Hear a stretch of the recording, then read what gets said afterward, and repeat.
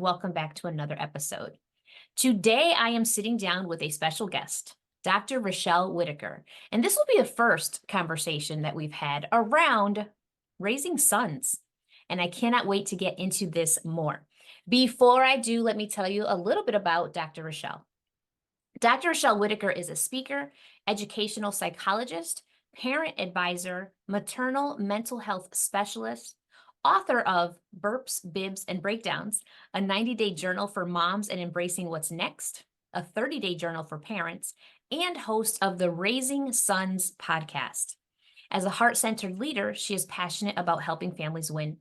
Her work equips and empowers parents and caregivers with tools to close learning gaps, find work-life harmony, and maintain mental wellness. She enjoys creating a space to help parents and caregivers explore tough topics and navigate solutions. Let me tell you, that is a load of work. Dr. Richelle, welcome to the show. Thank you. Happy to be here. I'm excited to have this conversation. This is new for me, new in the sense that I've never had a conversation focused around boys, essentially men, because I've always just been a girl mom. So I'm happy to have a new perspective. So I'm happy to share. So why don't you start by telling us a little bit, how did you get into this work of, the mental health world, but focusing on raising boys? So interestingly enough, I didn't always know that it was going to be about raising boys or raising sons. I guess so. I always knew, even back to high school, that mental health was my calling.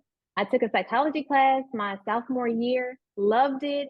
And in addition to that, all my friends would come to me with their problems and ask for different solutions. So I was like, okay, psychology, this is it. This is what I want to do. And so I've been on that track ever since. And little did I know, the two things would marry very well. So years ago, I have a younger cousin. He's a few years younger than me. And he used to he was kind of like Dennis the Menace. He was always getting into things. He would get in trouble and he'd go right back. And so what I later learned was that he has ADHD, but also his mom moved here. I'm in Houston. His mom moved here for some time. And so she was in transitional living because she was just in transition. And in order to be in transitional living, at the time my cousin was 16. He couldn't come with them in this because it was for women and children. I guess he wasn't considered a child because he was 16 and he was a male. So some kind of way was a person that took him to this other shelter, and it broke my heart. And I couldn't do anything at the time. I wasn't old enough to do anything to have him come live with me or do anything. And so it kind of cemented from that point on. I didn't realize it at the time, my heart for boys. And granted, I was maybe a freshman in college or somewhere like that. So everything after me going to school has always been centered around helping men. When I finished college, I went into a graduate program in psychology and law so that I could help to decrease the recidivism rate for men in prison. And then learned that I probably need to start earlier than than the adult prison. And so that's kind of how all that started. But I will say that it's been a path and a process to recognizing that this is kind of like my zhuzh or my calling. Yeah. I love how you're able to piece together the idea that, first of all, you always knew that you had this heart for helping, right? I also was a psychology major. Oh, wow. Fell in love with I took one psychology class in high school and was like, I love this. I love this processing. I love understanding people. And I feel like even at that time, and I don't think I recognized it fully, but a little light was lit inside of me at that time that was teaching me that we have some say over our reality. We have a lot more choice about the life that's created than we think we do. I guess prior to that, I believed you came from a certain family, you worked hard, you did what you could, but you stayed in this box, right? And I thought truly that a lot of our reality was predetermined and that there wasn't much we could do about it. It just was what it Mm. was. And I recognize, obviously, in time, still working on all of it, but in time, that my thoughts create my reality.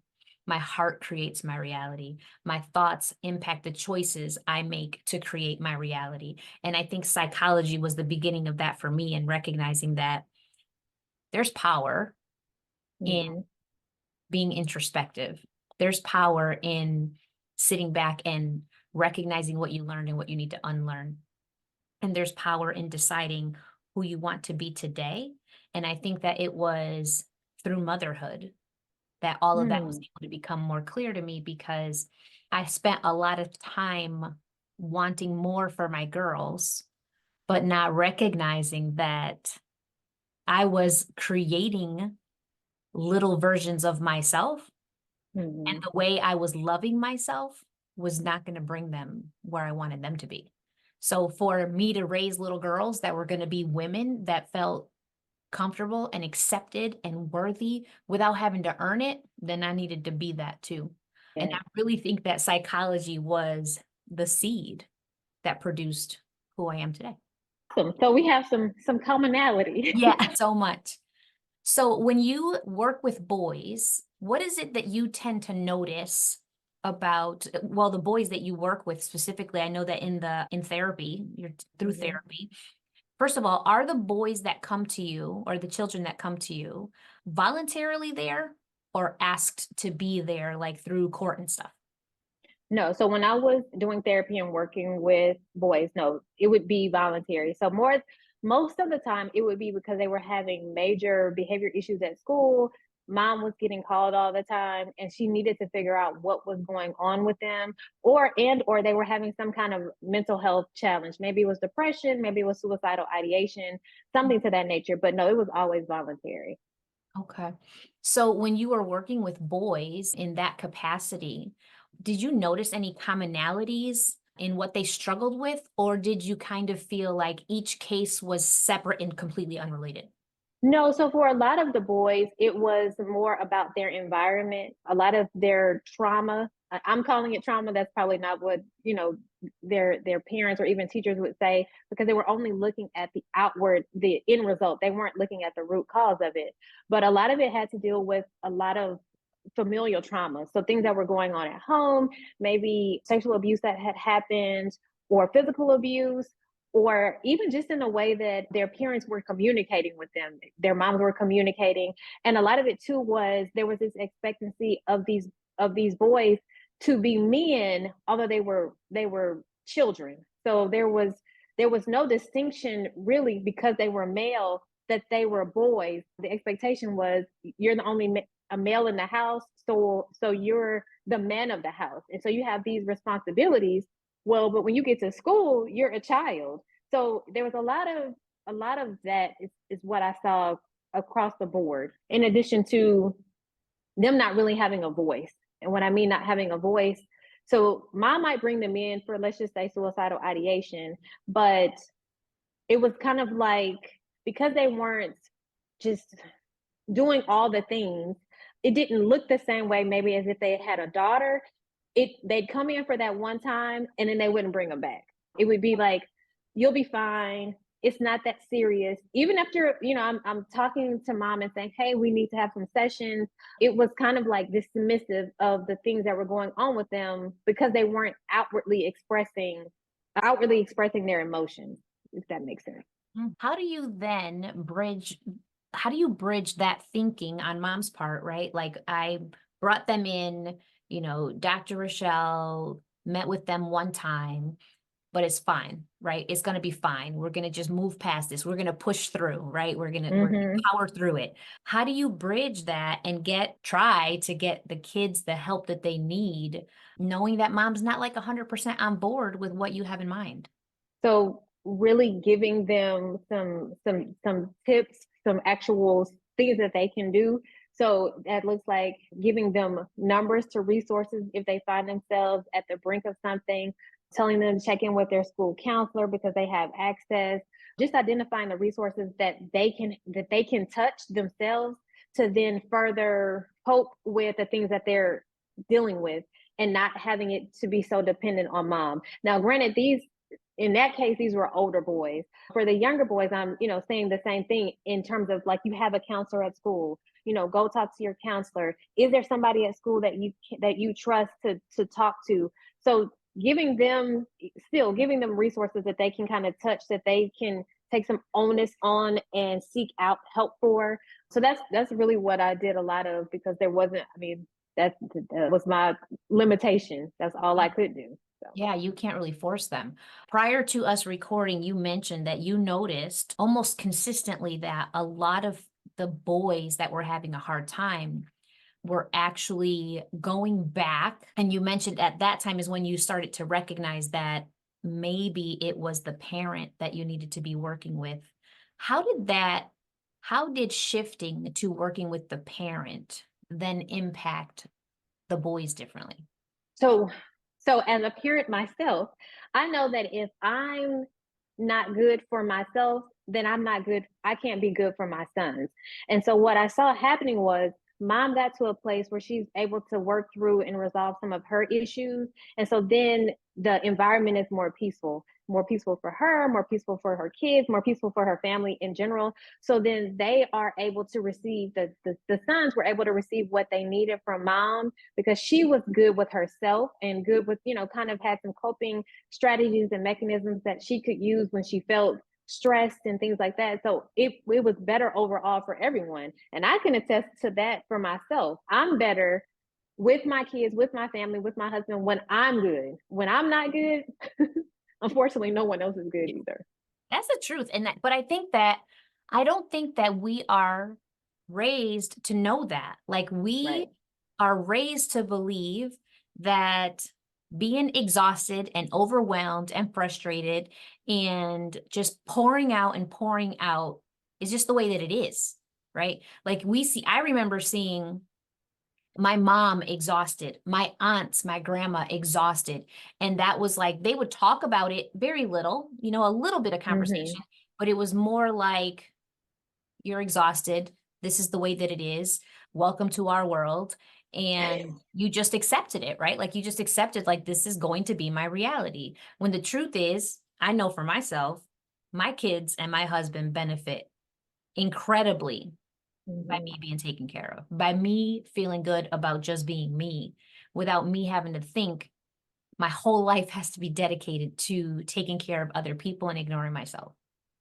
Absolutely. And so that's a conversation. I used to host these Mother's Day brunches for my family. And so my cousins, myself, used to ask my mom and my aunts, like, why didn't you tell us that it was so hard? And so I don't necessarily know that I can remember my mom just being exhausted, but I do remember her being frustrated. And after having those kind of conversations, she would say, yeah, so I would just tell your dad I needed to go.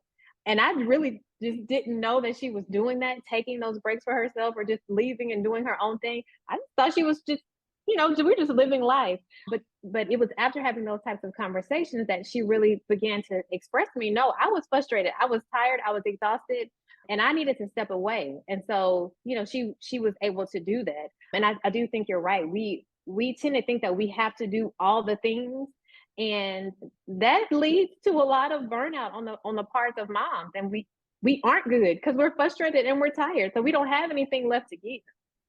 And then it really truly does impact our kids though, right? Like Yes. we think because we're exhausted, because we're doing everything for them, we think they're good.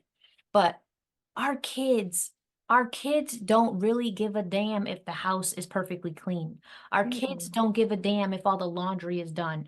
Like that, what they care about is that mommy's present and can love them, right? Like mommy Mhm. can sit and, I don't know, read a book with them. Or my girls are a little bit older now. My oldest is 15, my youngest just turned 12, and maybe they don't want to sit and read with me, but like my oldest will sit there and like scroll through TikTok and we'll laugh together like fools, right? Like Mhm. just being silly, but it's like it is way more important to her, to both of them, that we sit and connect than Yes. we, spread out the chores and spend a whole day Saturday taking care of that.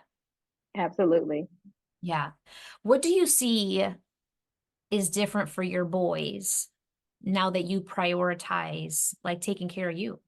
So I am almost ashamed to admit this, but I can remember my oldest son was about 4, and I was in school. I was doing all the things in grad school, running a business, just doing all the things. And my younger son at the time had to probably be about 1. And so my older son says to me, why are you always yelling?" Mm. And that really just kind of like it really just broke my heart, and I had to really kind of sit and think like, what is happening? Like, what is going on? I was doing all the things, so I was frustrated. I was exhausted a lot of the time, overwhelmed, and so I really kind of had to dial back. I thought I was doing not that I thought I was doing great, but I thought I was doing a good job of making sure they got everything that they needed, which they were taken care of in a sense. But emotionally, one, I wasn't present. I was there, but I wasn't mentally and emotionally present with them. And then it was coming out as stress to them because my son is like, "Why are you always yelling?" So what has happened since then is that I'm at peace, and so they're at peace, and so we have these conversations. They know that I'm in it with them, and they can feel that. And my son is like, "Oh, I know you got my back." Now, granted, he's older now and able to articulate, but he's like, "Oh, yeah, you got my back."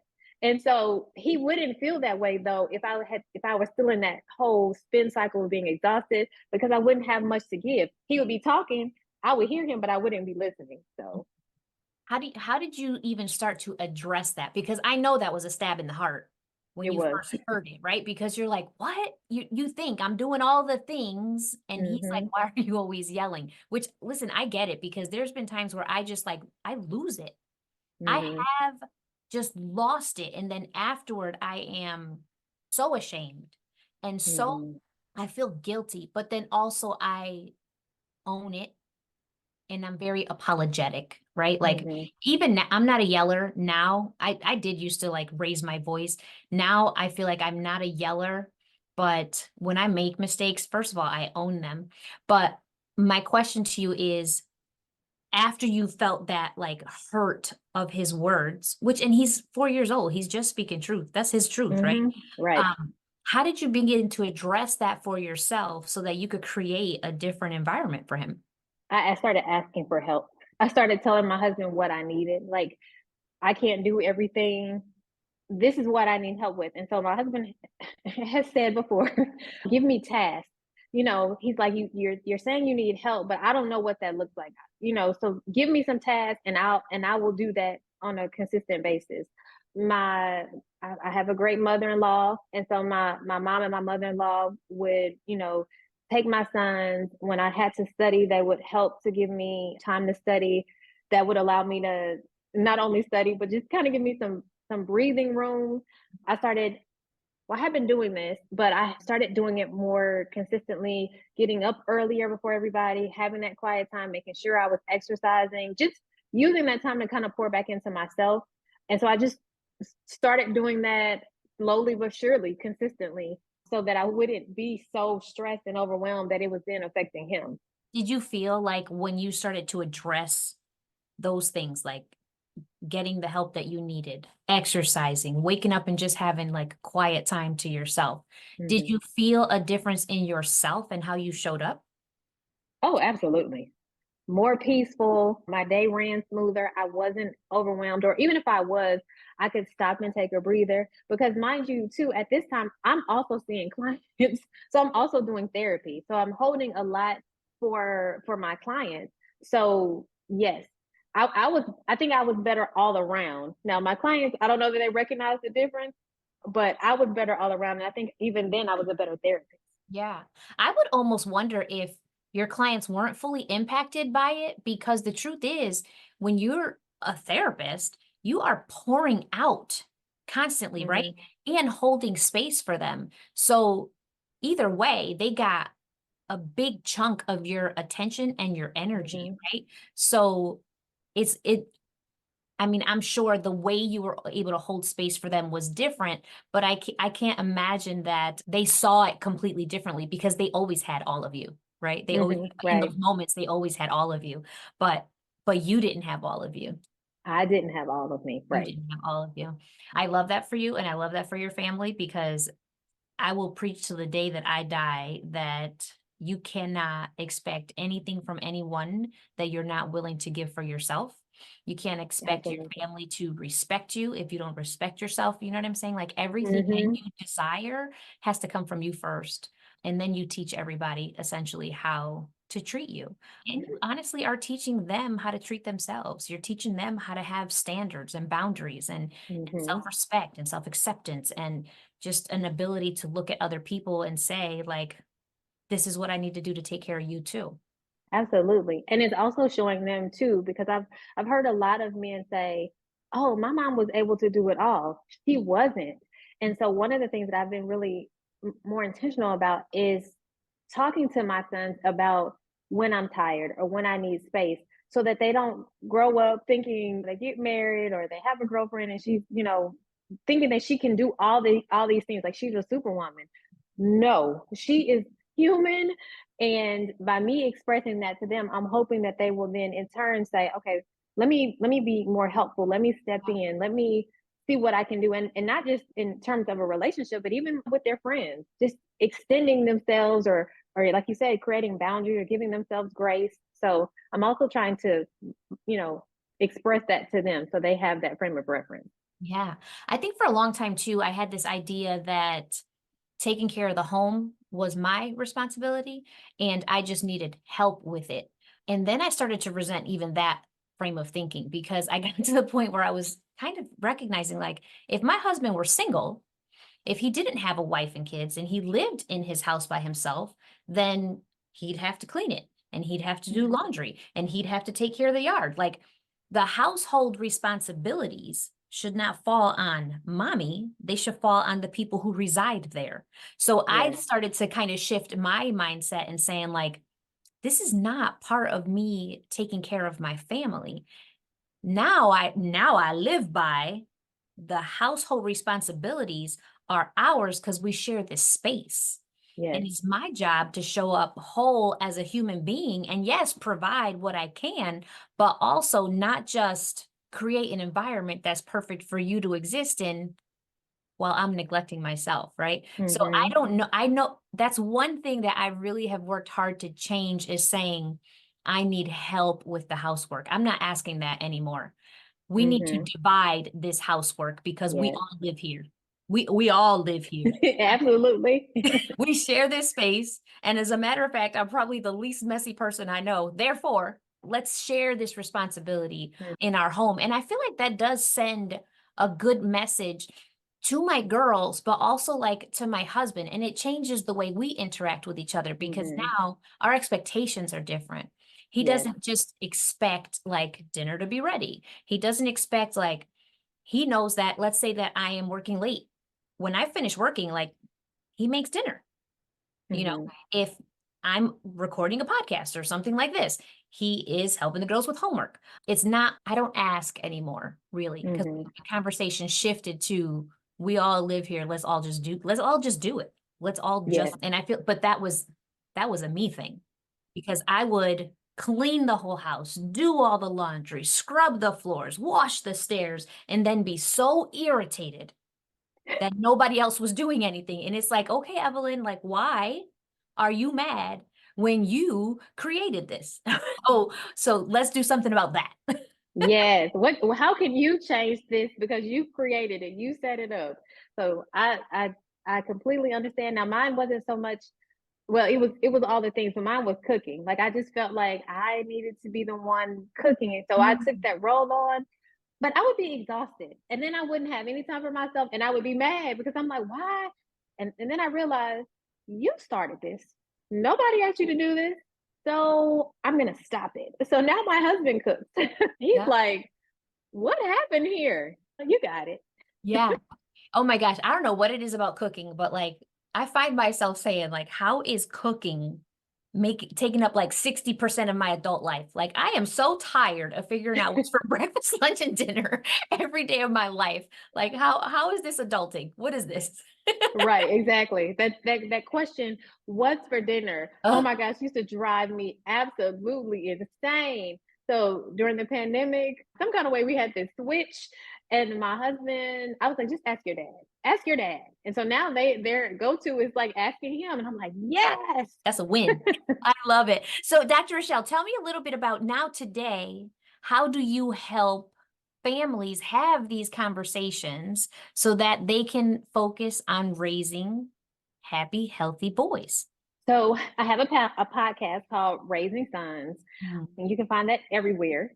I also host brunches so that we can go into deep detail about some of the issues and the stereotypes that moms, I would say moms, because it's who's been at the brunches, hold, for their sons. There's some things that we've been socialized to believe about males just in general, and we have to unlearn a lot of that. And so in order to be the best mom for your son and show up, because your son could be totally different than the way society says that boys should be. And if you aren't careful, you'll have him taking on these societal viewpoints because you carry them and you're placing them on him. So Yeah. we have brunches where we talk about that so we can, look at our different perspectives and have some challenge those perspectives. We're having a conference here in Houston, September 7th. What about our sons? So we have the podcast, we have brunches. I provide coaching for, moms that are dealing with challenging issues surrounding their sons and things that, they're going on, provide speaking engagements. So all the different things that you can think of. That's how we help to help moms raise happy, healthy, and whole boys. Yeah, I love that perspective because that is the truth. You said something that really hits the nail on the head, that even though you have this human being in front of you that is just whole on their own, we really do have ideas of what people should be like, boys and Mm-hmm. girls, right? And whether we recognize it or not, subconsciously, we're teaching our kids to fit this mold. So I love the idea of you just helping people call out those narratives so that they can Mm-hmm. change them. And I absolutely love this idea of doing brunches because, first of all, mommy needs time away. Mommy needs to be supported by other women that are like-hearted. Mommy needs to see how other people are living so that she can imagine new possibilities for herself. Like you Yeah, are providing so much release for these women. And I love knowing that when they go back home, their family is better off too, because another part of them was taken care of. Beautiful. absolutely. Thank you. I love it. So you're doing the podcast, the coaching, the conference. If people wanted to follow you, where can they find you? Is it online? Is it social media? Where do you interact most? So if you want to hear about my day-to-day interactions with my sons, you can find me on TikTok. It's Dr. Richelle one on TikTok. I am on Instagram, and that's Dr. underscore Richelle. And then, of course, the podcast, and you can listen to the podcast on Apple, everywhere you find podcasts. If you have questions or if you want more information, you can check the website at RichelleWhitaker.com. And Awesome. that's two T's. Got it. Richelle Whittaker, two T's. I will link everything in the show notes too. So if anybody's interested, you can just click, it'll make it easy. Let me ask you, is there one piece of advice that you can give a mom as a starting point if she is struggling with having difficult conversations with her boys? What's one thing that could kind of ease her way into this new way of communicating? So I want to say one of the best ways, two ways that she can begin to have those difficult conversations with her sons, because sitting her son down, asking him questions, that's not going to work. So two things: either engage with him in an activity that he likes to do. So maybe it's basketball, or maybe it's chess, or maybe it's just walking around the neighborhood. Just really allow him to begin to talk. And that's what really happens when you have kids engaged in an activity. They begin to just share things, and you're just really listening and then asking questions based on what they've said, not trying to steer the conversation, but just letting them pour out. They tend to do that more so if they're doing something, as opposed to just sitting and you're asking questions and asking them to give you information. Another thing that you can do is watch shows. My boys and I, we watch, well, actually, as a family, we watch different shows that are specific to boys. They have them as the main character. And so when things come up, I might pause and say, hey, what do you think about this? Or have you experienced this? And it's a good way to open up conversation. And because it's something that they're already interested in when we're watching the show and things are happening. And so it doesn't feel like it's just kind of out of the box question that you're like, it's on time, it's in time. And so now my boys are used to me saying, what was your takeaway? So because they'll start to say, I know you're going to say, what was my takeaway? So let me just tell you. So those are two good ways that you can begin to have difficult conversations with your son.